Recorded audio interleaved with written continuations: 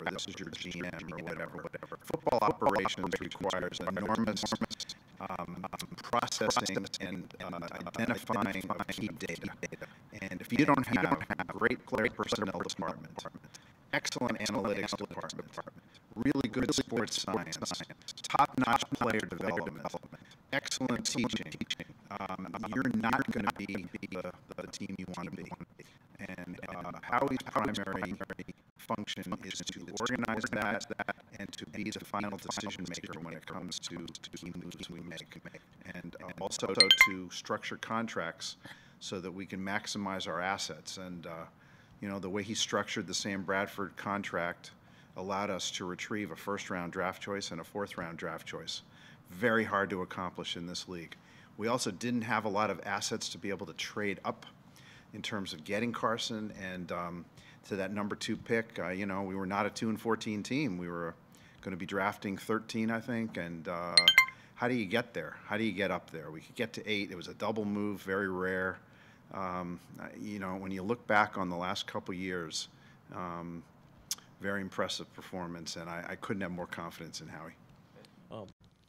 Jeffrey, you sort of covered what I was going to ask, but I'll say ask specifically about, you know, some of the things that Howie's done since that the owners meeting, shoring up the secondary, kind of turning a surplus of wide receivers into a strength, or maybe close to building a strength there. Are you satisfied with that? Yeah, the key, and you know, I think it's being philosophically sharp, which is this: can you take a patient, midterm, and long-term view, and at the same time maximize short-term opportunities? And that's also not hard to do, and that's not easy to do in the NFL. So what we've been able to do, I think, this offseason is really improve with a lot of good young players, position ourselves to be able to have the flexibility to re-sign every good player we have, and at the same time adding some one-year players that are very good players like Alshon Jeffrey and Timmy Jernigan, where you have the ability to potentially have their rights, extend them, see how they are, and go forward. That dual purpose, I mean, you know, some franchises, you can see it happening now with this quarterback draft class. They're just trading away assets and trying to get draft picks. We've taken the philosophy that we can try to find a way to get a franchise quarterback and then try to really maximize both the short term and the long term as best you can. And consistently, every decision for the short term has been where we don't sacrifice any midterm or long-term flexibility, and that was the absolute standard that we believed in and do believe in. So what specifically is the expectation this year for Doug Peterson and for the team? Okay. The expectation this year is that we have improved the team.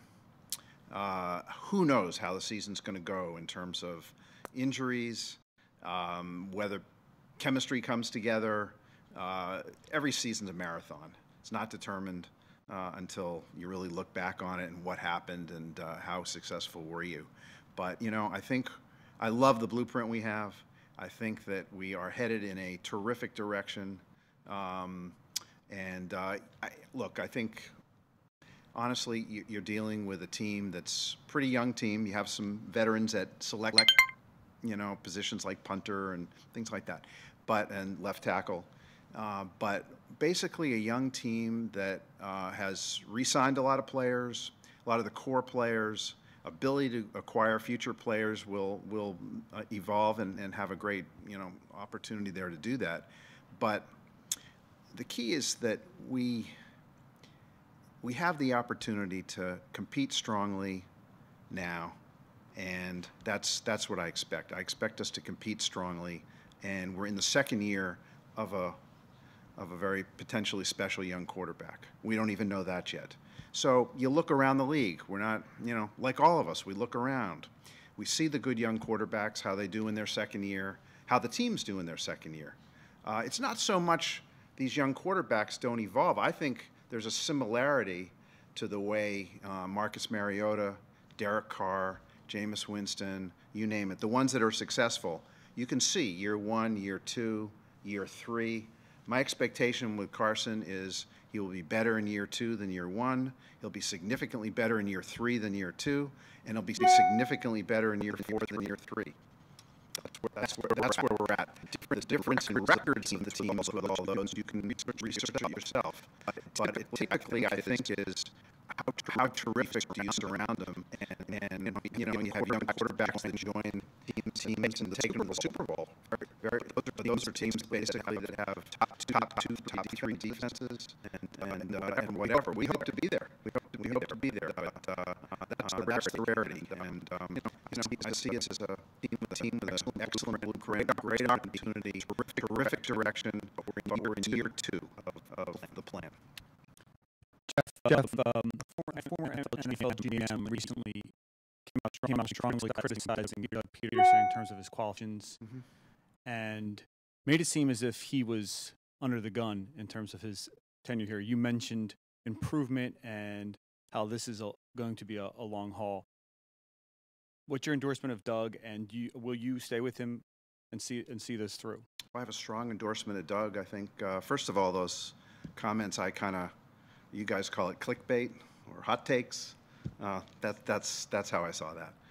But Doug, think about this. I mean, Doug took over a team that had some locker room issues with the previous head coach. Lost his starting quarterback 10 days before the start of the season and was asked to use our young third-string quarterback. Had to put together a coaching staff, and my personal evaluation of the coaching staff that he put together or inherited but was open to inherit is outstanding. I mean, really outstanding. And that's a huge credit, because quarterback analysis, locker room chemistry, and the ability to put together a top-notch coaching staff. Those are 3 real key ingredients, and I think he aced them all. Yes, there's going to be growing pains with any first-year head coach. We've had that with Andy. We've had it with Chip. We've had it, no matter who it is. I see him as someone who can keep improving, and he's a listener. He's a collaborator, and I think he has terrific relationships with the players. And the future's in front of him, and it's there for the taking. Jeff, would you sign Colin Kaepernick if you had a need at quarterback? And what do you think the owners around the league's responsibility is when it comes to players who are demonstrating in the name of social injustice? That's quite 2 questions in one. Let me just focus on social injustice, because it's a big problem in America. Social injustice. It's a big problem around the globe. And anybody who wants to do proactive things to try to reverse social injustice, I'm all in favor of. It has to be respectful. It certainly has to respect the military and the people that serve, the women and men that serve our country, emergency responders, whoever that is. You've got to, I think, do it in a respectful way. But I applaud anybody that can find respectful ways of trying to use their platform in some way to discuss social injustice. We all need to discuss it. We've all seen it around us. We live in a city that has a lot of it, and it's multiple issues. They're not just, they're not simply racial issues. There's a lot of economic issues, and players have grit and determination. There's no boundary on how that grit and determination gets expressed. I'm not talking about Colin here. I'm just talking about the concept of social injustice in America and elsewhere. And sports is an opportunity to bring people together, and I see it as an opportunity. I applaud when players can bring communities together. We see it all the time, and I think it's great. And would you sign Colin?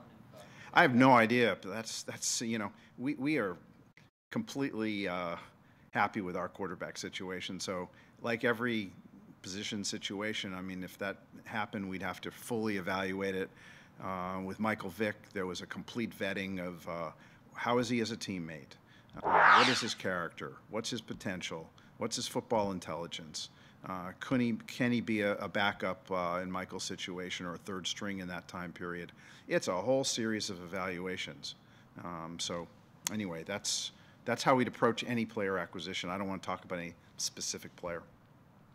Jeffrey, how have you seen Howie Roseman and Joe Douglas work together, and why are you confident that partnership can work and be the one to lead this organization going forward? Yeah, I've been incredibly impressed with the two of them. Howie is, I think, been a terrific manager, and really, I think, with a lot of self-reflection, has become somebody that has organized those multiple departments in a very good way. Attracting Joe, Andy, and that whole group has been terrific. Joe has just been wonderful to work with, and they seem to be working great together. And the nice thing about them is I think they can have a lot of open discussion on every issue, and that's how you reach the best decisions. And that's what I've seen. I was very happy with the whole process in the draft this year, and I thought it was very thorough. It was very strategic. We knew exactly what we would do if X player wasn't there, and it was simply great discussion about what to do in the second round. That was an upside decision, obviously, of the organization.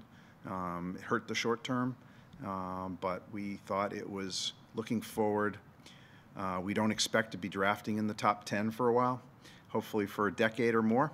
And it's hard to get cornerbacks that you rate, in the top 1 or 2 in the draft. Very hard to get. So did a lot of research. Howie, Joe led the way, and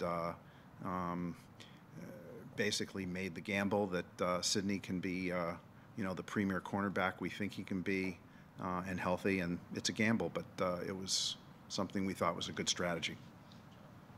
Jeffrey, as an owner in this league, Yeah. As a follow-up to Colin, Sure. there are a number of people who believe he's been blacklisted. As an owner, how would you address them? Well, I think the definition of blacklist is some discussion amongst people to not hire or not approve or something like that. I've never had a discussion with anybody, so it doesn't work that way. I mean, there's no communication. We're very competitive against each other, the 32 owners.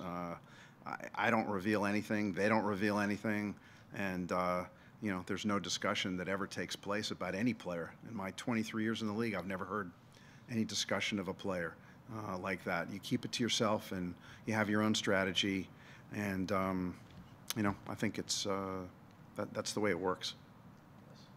Hi, Jeffrey. I heard you speak a little while ago about keeping a long-term vision while maximizing the short term. Yes. And I know in March you spoke of needing multiple drafts to really get to the point where you have the team you want. But now that you're on the threshold of the 2017 season, is this a playoff team? Oh, I think so much happens in a given season that you can never say that. I mean, I've never in 23 years, even if coming off all those multiple NFC East championship games and NFC East titles and all that, I've never come and said, we're obviously a playoff team. It just doesn't work that way in the NFL. I mean, look at last year. What was Atlanta's record going into the season, and what was Dallas's record going into that season last year?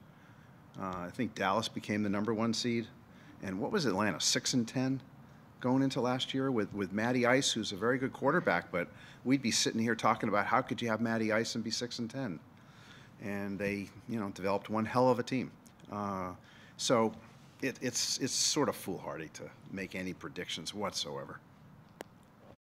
You mentioned the analytics department. Yeah. I don't think fans have a ton of insight into that group. What role does it play in player personnel, and what is sort of the scope of that group? Yeah, we've been utilizing analytics for a long time, but now I guess it's probably more codified, where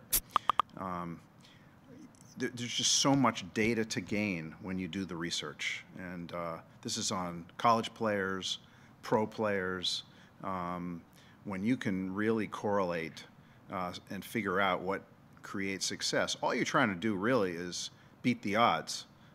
Anyone who studies the NFL draft knows the odds of hitting on draft picks is not high. whatever round you're in. First is the highest, but it's not high. And I know Washington Post did a pretty interesting study of the draft over the last, was it 10, 15 years? And it was pretty interesting and very accurate, I think.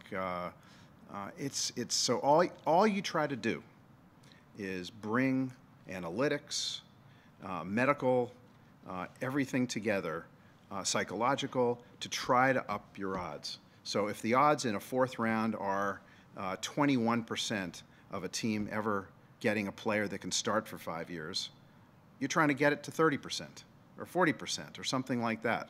That's the only way to, improve your performance. And that's, so analytics, I think, increasingly around sports is very important, but it's a tool. That's all it is. If you're looking at Carson Wentz, we do analytics, but it took a lot more than analytics to decide that we were going to select Carson. Hey, Jeff. If I could follow up with something about Kaepernick. When you said you applaud anyone who finds respectful ways, to have their platform, does kneeling for the national anthem, is that respectful to you? You know what? How do you react to that? Yeah. I don't think that anybody who is protesting the national anthem in and of itself is very respectful. If that's all their platform is to protest the national anthem, then what's the proactive nature of it? Okay? It's sort of, but I think we sometimes can misinterpret what those are. And, I've talked to Malcolm Jenkins about it, and, I think he's very involved in our community here. And that's my involvement with Malcolm. It's what can you do as a player to be involved in the community, whether it's social injustice, whether it's autism, you name it. There's opportunities to really be proactive. We as a franchise try to be as proactive as you can be as a sports franchise, and we hope we'll get more and more proactive, and particularly on issues that we think are company-wide, like autism and things like that. So I think it's all about respect. It's respect, and anyone who, I think doesn't have respect for the servicemen that support the country loses me. So it's like very important to show respect for the flag, for the anthem, but it can be misinterpreted that certain people are not showing respect. We got to get to the bottom of what are they trying to accomplish, and are they being proactive in the community, and what are they doing? And that's, I think you got to take a holistic view of it. We'll take four mics that are out there. Excuse me, Jeff. When Jason Peters got his extension earlier a few months ago, he mentioned he said you guys were best friends. Mm-hmm. So just curious about what your relationship is like with him, and have you changed the way you try to be in relationships with, or your relationships with players over the years, knowing that it is a business and Right. guys come and go? Well, first on Jason. Jason and I are very close. I have unbelievable respect for him as a player and as a teammate, as a person, and we just, we've had a close relationship for a long time. I've had close relationships with so many players. I don't think I've changed my philosophy on that whatsoever.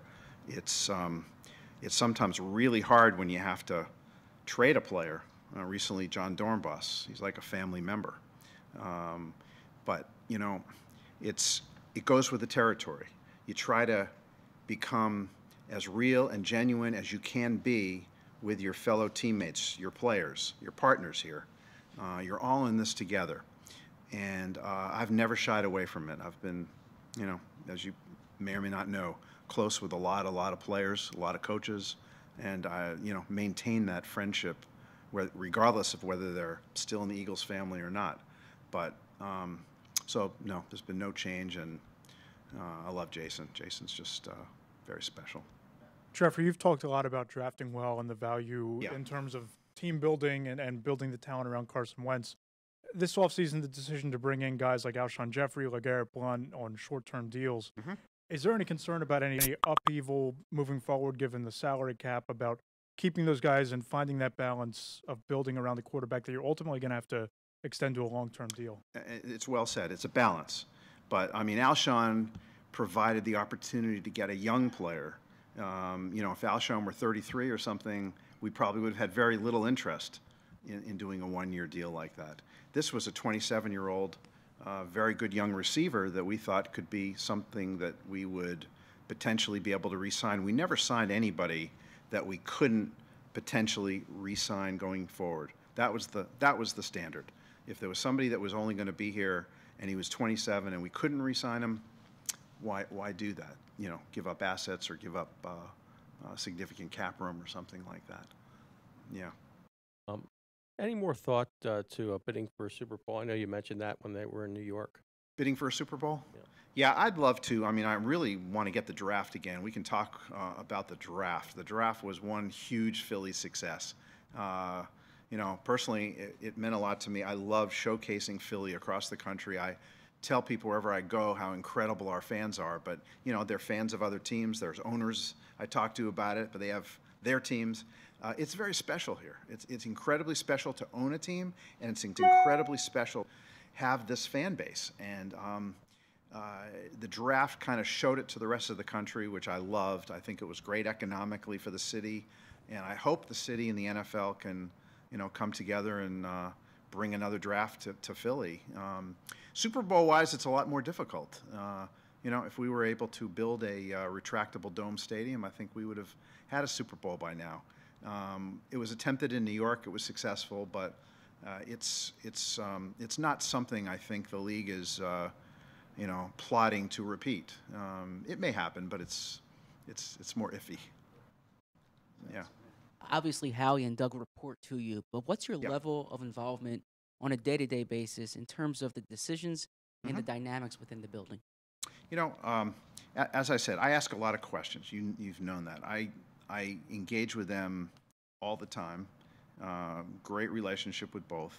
Howie, I probably, I don't know, talk to a couple times a day at a minimum at different times. Because we're dealing not just with players, we're dealing with the whole football operations, you know. So the technology, we want to be at the forefront of every form of technology that can give our players or coaches a better resource. We're constantly looking for what can give us a leg up on everything. So we're talking about all that kind of stuff. Doug, as you know, very genuine, friendly person that's easy to talk to. I can easily ask him, and he can ask me, and you know, I share experiences I've had in the league and with other coaches and whatever. Just want to be a support system. You know, there's not a lot of critical decisions that get made in those conversations, but it could lead to, you know, critical decisions and strategies that we form for the draft or free agency. So, and then, you know, you'll have the coach will go over his game planning for a future game, and I might have some questions, and it's not anything out of the ordinary. It's just being all part of a collaborative effort, and good situation. If I may follow up, is that any different than it's been under previous head coaches? No, not really. No, it's always had that with pretty much the key football executives. It's just, no, very, very genuine. And you've gone over game plans with previous coaches, Andy and Jeff? You don't go over game plans. You just go over, you know, what are some of the strengths and weaknesses of the opponent, and you know, that's about it. It's not you're not going over detailed game plans. That would be a waste of their time with me. It's more like I think we can attack this player. This is a mismatch I want to go after. You know, this defensive coordinator is new at that team. This is we look at film from X, Y, and Z, try to evaluate him, see how it applies to the personnel they have. Like, for example, this week on the Redskins. So it's you know, it's really kind of good stuff, but it's not meant to take up a lot of time. I really believe in having the coaches spend their time trying to defeat the team we're playing and not discussing a lot with me. You said that you can't foreshadow the playoffs. What's that? You said you can't foreshadow whether this team is going to make the postseason. No. But would anything other than the playoffs be a disappointment for you? You You know what? 31 teams are going to be disappointed. That's the way it works in this league. We all have the same goal. 31 teams want to win the Super Bowl. 32 teams want to win the Super Bowl. One will. And if you talk to any of the 31 of us, we're going to say we're disappointed. That's the way the NFL works. Thanks, everybody. Yeah. Yeah. Thanks, guys.